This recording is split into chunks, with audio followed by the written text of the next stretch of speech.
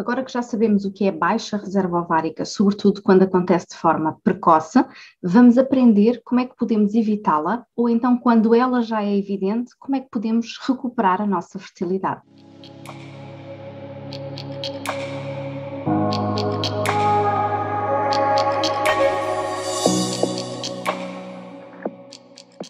Existem já muitos estudos que nos dão indicações sobre a reserva ovárica, o que se pode fazer ou não.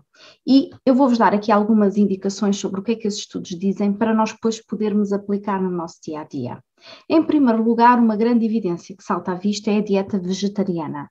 Não estou com isto a defender que devemos ser vegetarianos. Aliás, eu digo imensas vezes, e se já me segues há algum tempo, a melhor dieta é a dieta mediterrânica, é melhor em termos de fertilidade.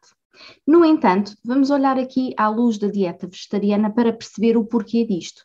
Para já parece que existem muito menos casos de reserva ovárica baixa, e isto provavelmente acontece porquê? Porque os vegetarianos têm uma atenção especial sobre a sua própria alimentação. Concordas? Eles tendencialmente procuram alimentos com muito maior qualidade, de origem biológica, e isso parece que tem não só fatores mais antioxidantes, portanto, protegem o envelhecimento no organismo, como também tem muito menos fitoquímicos na alimentação. Outra evidência que nos ressalta muito aqui quando olhamos, quando vemos o que é que os estudos nos dizem, é o consumo de chá. Parece muito interessante e também pela mesma razão, por causa dos antioxidantes. Depois, entre a água, se nós formos ver a diferença entre quem consome água da torneira e quem consome água mineral, parece que a água mineral é bastante mais saudável, talvez porque tenha menos poluentes contidos na própria água. Agora, aqui temos de ter em atenção algo. A água também tem a embalagem de plástico que vem à volta. Quanto mais mole for o plástico, mais probabilidade existe de ele ser transferido em micropartículas para a água, principalmente se a água,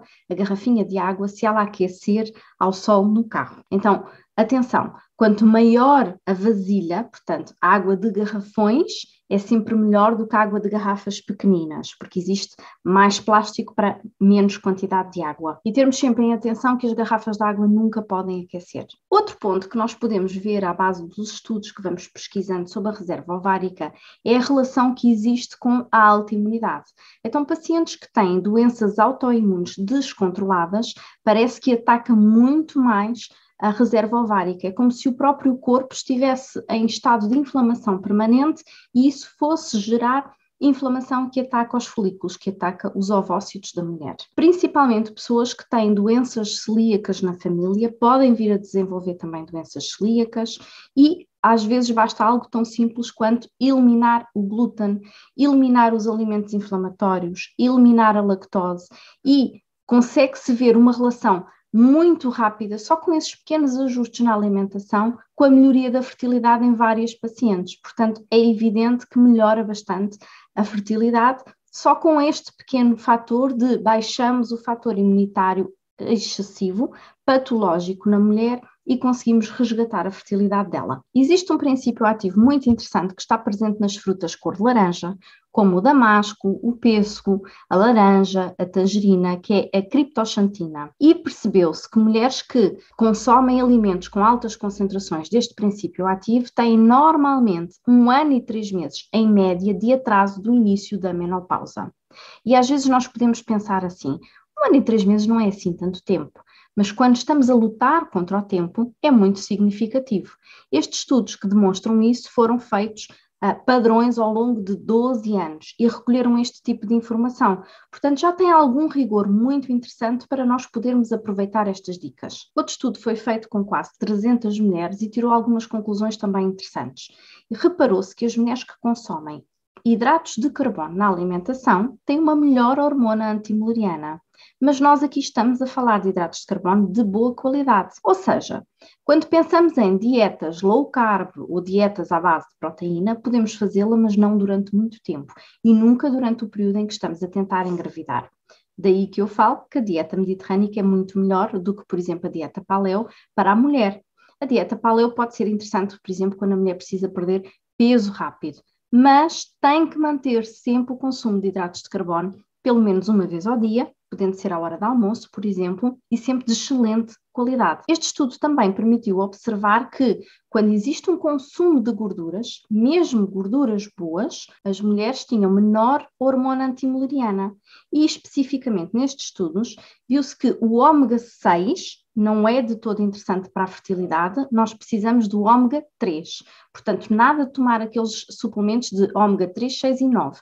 É o 3 que nós necessitamos. E foi-se fazer um termo de comparação.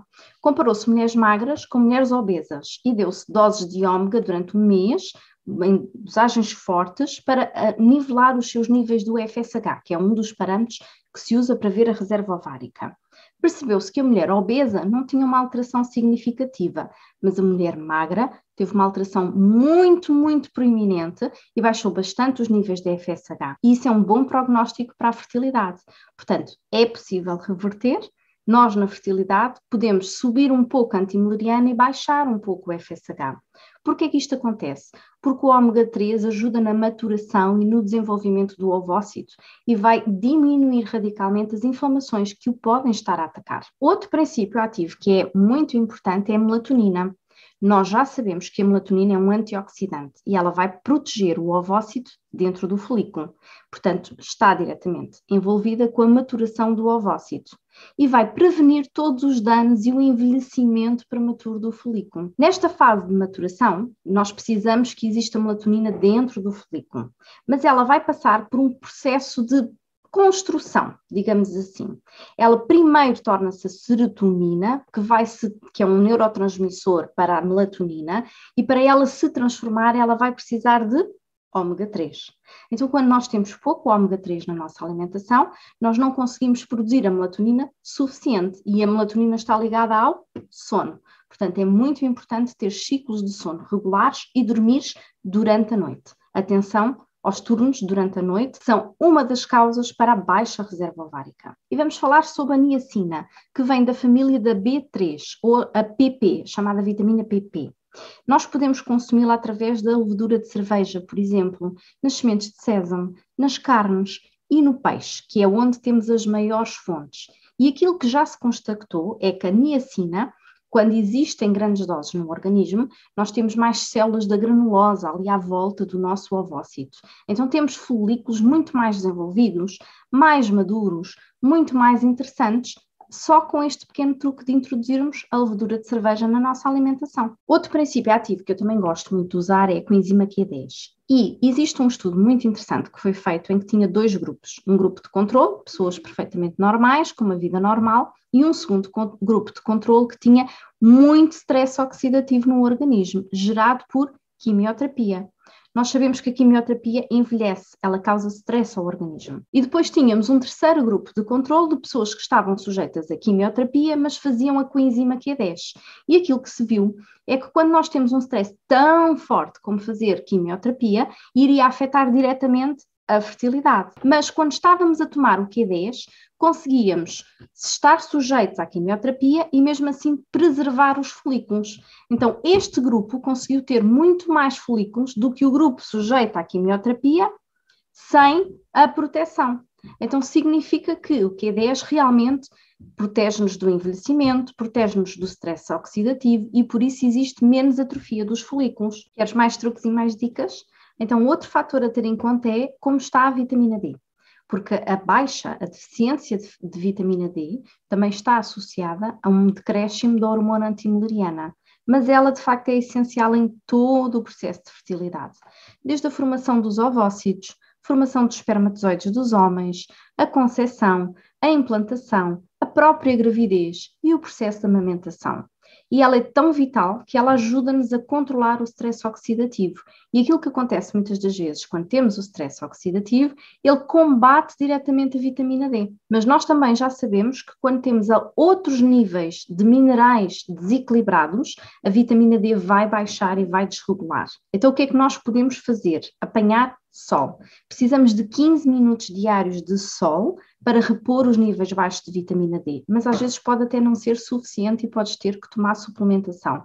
Na via das dúvidas, basta fazer as análises sanguíneas para ver como é que estão os níveis da tua vitamina D. Mais um truque, a geleia real. Também foram feitos alguns estudos nesta área e no caso das mulheres, nós tínhamos dosagens médias de 2 gramas por dia, em que havia melhoria em todos os níveis, na contagem dos folículos, na maturação deles, no controle das hormonas sexuais. E no caso dos homens, melhorou bastante a transformação da testosterona através de um processo que se chama aromatase, que vai formar os espermatozoides, portanto está ligado à espermatogénese dos espermatozoides, a formação deles. E todo aquele ciclo passou a correr muito melhor por causa da toma da geleia real. Outro princípio ativo muito interessante é o resveratrol.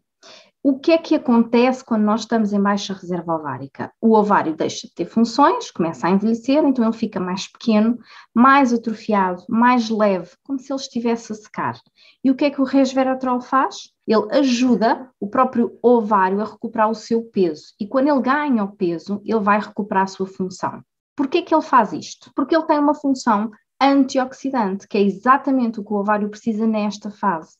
Então, repara, aqui já começam a crescer, a multiplicar os folículos. Então, aquilo que se viu em termos de evidências de estudos é que quando se toma o resveratrol, os folículos que estavam atrofiados já começam a crescer, já começam a multiplicar, melhora o número de folículos, melhoram também os números do FSH, melhora a antimileriana. E isto porquê? Porque diminui a inflamação, diminui o stress oxidativo. E também foram feitos alguns estudos de controle em mulheres que estavam a fazer a quimioterapia. Portanto, é um princípio ativo muito interessante. Por último, vou-te trazer mais um truque que podes usar através da alimentação, que é a curcuma. A curcuma melhorou nos estudos em todos os parâmetros do FSH, do LH, da progesterona, do estradiol, os próprios folículos primordiais, aqueles que estavam lá, os secundários, menos atrofias e protege-os durante todo o processo de desenvolvimento. Como é que nós podemos fazer isto? Juntá-lo na alimentação, tendo em conta que o curcuma